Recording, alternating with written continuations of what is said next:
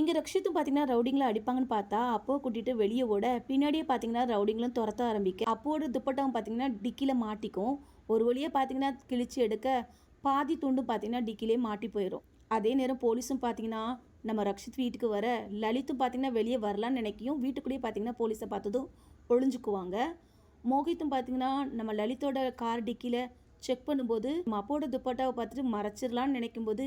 கரெக்டாக அவினாஷும் அதை பார்த்துட்டு இது எங்கள் அக்காவோட தான், ரக்ஷித் தான் எங்கள் அக்காவை ஏதோ பண்ணிட்டான்னு சொல்ல மோகித்தும் பார்த்தீங்கன்னா அப்படிலாம் இருக்காது, ரக்ஷித் அப்போவை காப்பாற்றுறதுக்காக தான் வந்தான், அவன் இதை பண்ணியிருக்க மாட்டான்னு சொல்லுவாங்க. இங்கே ரவுடிகளுக்கு தெரியாமல் நம்ம அப்பவும் ரக்ஷித்தும் பார்த்தீங்கன்னா ஒளிஞ்சிருக்க ரக்ஷித்தும் பார்த்தீங்கன்னா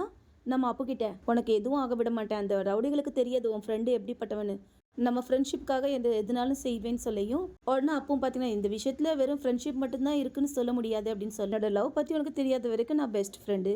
இப்போ தெரிஞ்சதுமே நட்பு முடிஞ்சிட்டுன்னு அர்த்தமா, என் காதலுக்கு எஸ் சொல்கிறது நோ சொல்கிறது அது உன்னோட உரிமை, என்னோட ஃப்ரெண்ட்ஷிப்போட உரிமையெல்லாம்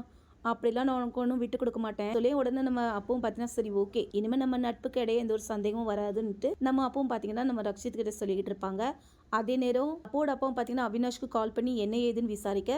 அவினாஷும் பார்த்தீங்கன்னா நடந்ததெல்லாம் சொல்லிட்டு அக்காவை ரக்ஷித் தான் கடத்தியிருக்கான்னு நினைக்கேன், எனக்கு சந்தேகமாக இருக்குது. உடனே அப்போட அம்மா பார்த்தீங்கன்னா அவங்க ஃபோன் எடுத்து அந்த பாரத்வாஜ் குடும்பத்தையும் நான் விட்டு வைக்க மாட்டேன், என்ன பண்ணுறேன் பாருங்கன்னு சொல்லிட்டு யாருக்கோ பேசுவாங்க, ஆனால் யார்கிட்ட பேசுகிறாங்கன்னுட்டு சரியாக காமிக்க மாட்டாங்க. ஒரு சைடு நம்ம ரக்ஷித்தோட அம்மா பார்த்தீங்கன்னா ஹீராவுக்கு கால் பண்ணி என்னாச்சு ரக்ஷித் எங்கே இருக்கா அப்படின்னு கேட்க நாங்கள் எல்லோரும் வீட்டில் தான் இருக்கோம்னு சொல்ல அப்படின்னா சரி நாங்கள் எல்லோரும் வீட்டுக்கு தான் வந்துக்கிட்டு இருக்கோம்னு சொல்லுவாங்க. இங்கே மறுபடியும் பார்த்தீங்கன்னா ரவுடிக்கு கிட்ட நம்ம ரக்ஷித்தும் மாட்டேன்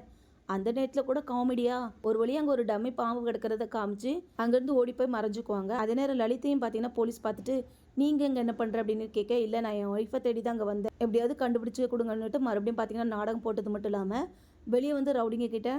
அவங்கள கண்டுபிடிச்சிங்களா இல்லைன்னு கேட்க ரவுடிங்களை அவங்க ஒரு மார்க்கெட்டில் தான் இருக்காங்க கண்டிப்பாக கண்டுபிடிச்சிருவோன்னு சொல்ல காலையில் எல்லா ஆட்களும் வர்றதுக்கு முன்னாடி அப்போட கதையை முடிச்சிருங்க இதான் அவளோட கடைசி நைட்டாக இருக்கணும் அப்படின்னு சொன்னது மட்டும் இல்லாமல் அதே மாதிரி 2 பேர்கிட்ட ஃபோன் இல்லை யார்கிட்டையும் ஹெல்ப் கேட்காம பார்த்துக்கன்னு சொல்லிட்டு ஃபோனை கட் பண்ணிடுவாங்க.